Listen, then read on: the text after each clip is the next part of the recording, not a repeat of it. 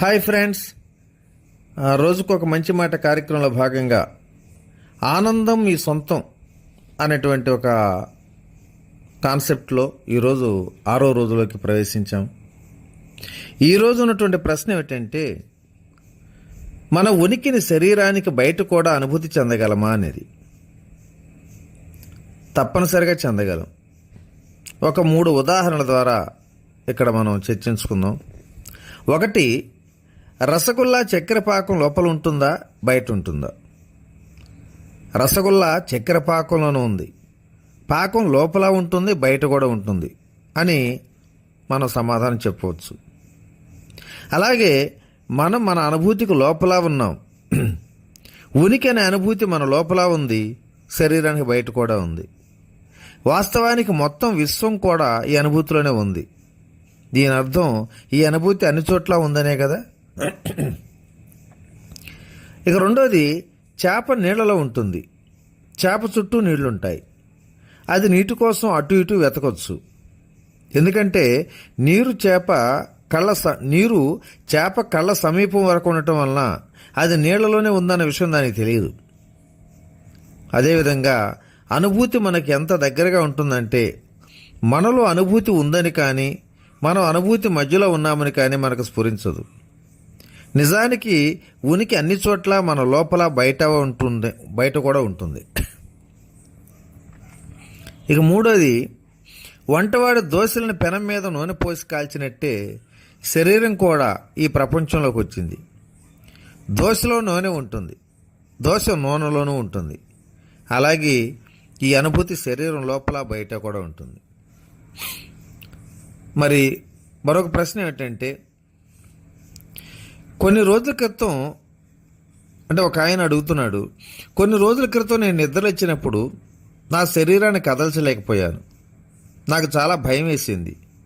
కొద్దిసేపు అయ్యాక నా శరీరాన్ని కొంచెం కదల్చగలిగాను. కానీ నేను మాత్రం మంచం నుండి కింద పడ్డా, కాలికి దెబ్బ కూడా తగిలింది. ఇంకొంచెం సేపు అయ్యాక నేను మొత్తం శరీరాన్ని కూడా కదల్చగలిగాను.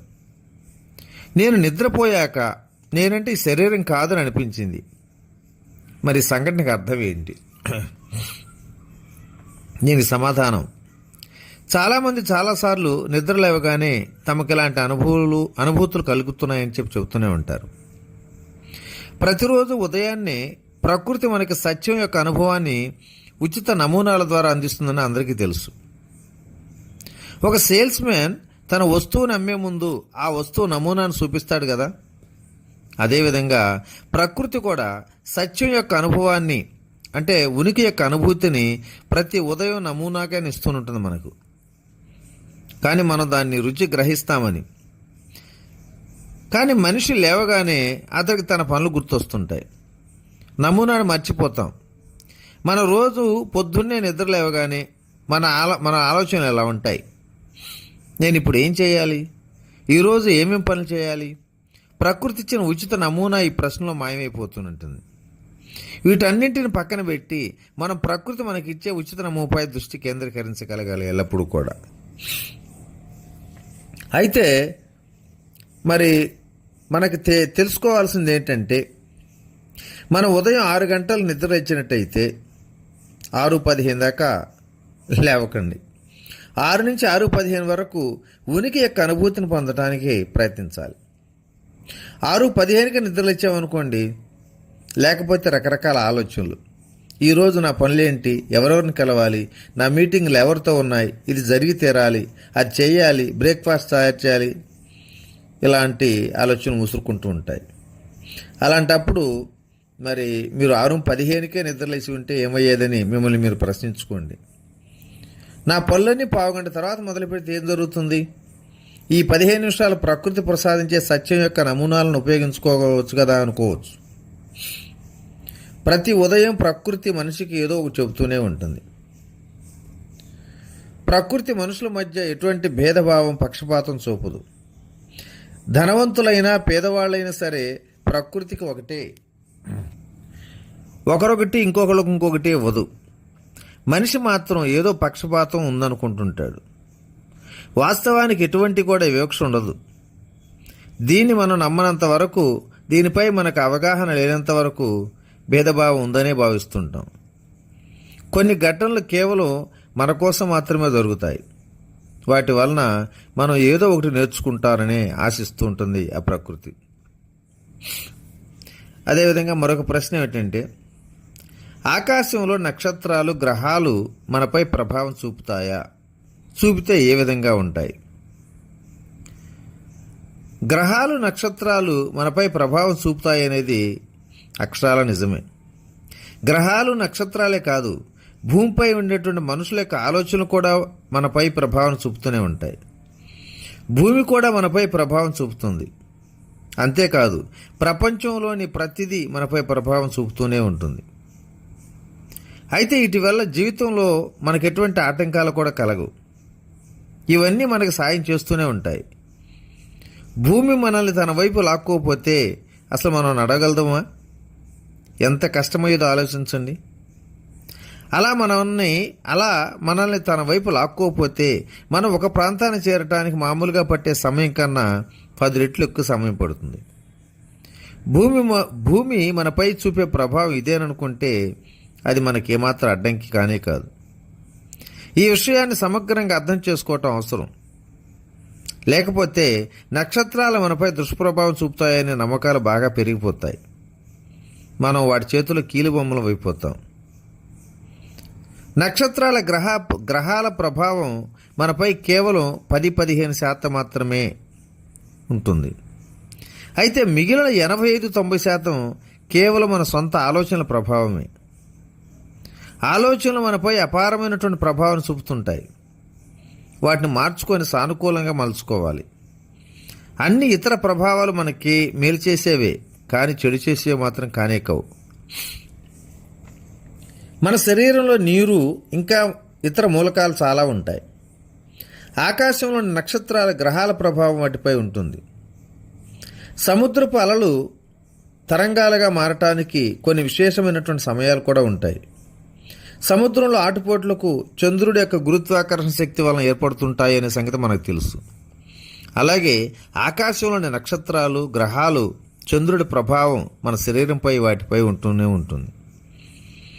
దీన్ని బట్టి మనం కొన్నిసార్లు ఉత్సాహంగా, ఉల్లాసంగా, మరి కొన్నిసార్లు దిగులుగా, బద్ధకంగా ఉంటాం. ఇలా కొన్నిసార్లు మాత్రమే జరుగుతుంటుంది. అయితే ఇలా జరగటం వల్ల ఆకాశంలో నక్షత్రాలు, గ్రహాలు, చంద్రుడు మన జీవితంలో అడ్డంకి అని మాత్రం అనుకోం కదా. మనం అన్ని పరిస్థితుల్లోనూ పైకి వెళ్ళగలం. ప్రతి పరిస్థితిని మన పురోగతికి ఓ మెట్టులా వాడుకోవాలి. ఈ విషయాలను అర్థం చేసుకోవాలి. 10% విషయానికి అధిక ప్రాధాన్యతనిచ్చి 90% విషయాన్ని మర్చిపోకూడదు. భూమి మీద ఉండే ప్రతి వ్యక్తి ఆలోచనలు మనల్ని ప్రభావితం చేస్తూనే ఉంటాయి.